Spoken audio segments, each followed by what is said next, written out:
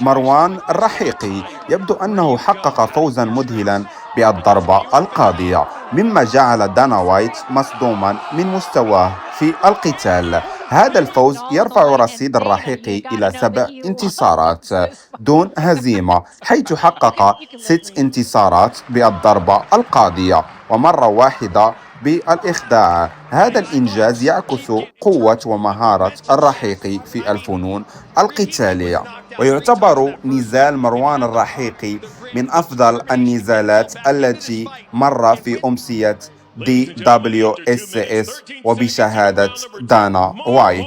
مروان الرحيقي شاب مغربي الأصل، يبدو أنه يمتلك مستقبلا واعدا في عالم الفنون القتالية.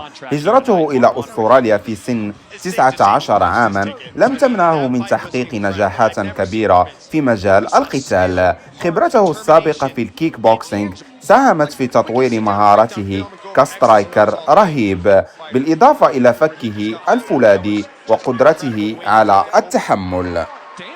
حضور الأسطورة يوسف زلال كان له تأثير كبير على مروان الرحيقي، حيث قدم له الدعم النفسي اللازم في لحظة حاسمة. هذا النوع من الدعم يمكن أن يكون له تأثير إيجابي كبير على أداء الرياضيين، خاصة عندما يكون الدعم من شخصية محترمة ومحبوبة في نفس المجال. مروان مقاتل شاب من مدينة الرباط، يبدو أنه حقق فوزا مذهلا بالضربة القاضية، مما جعل دانا وايت رئيس منظمة اليو اف سي مصدوما من مستواه. هذا الفوز الرائع يفتح أبواب الشهرة والنجاح لمروان، خاصة مع توقيع عقد انضمامه إلى منظمة اليو اف سي. هذا الإنجاز ليس فقط فخرا لمروان، بل أيضا لمحبين الرياضات القتالية في المغرب والعالم العربي.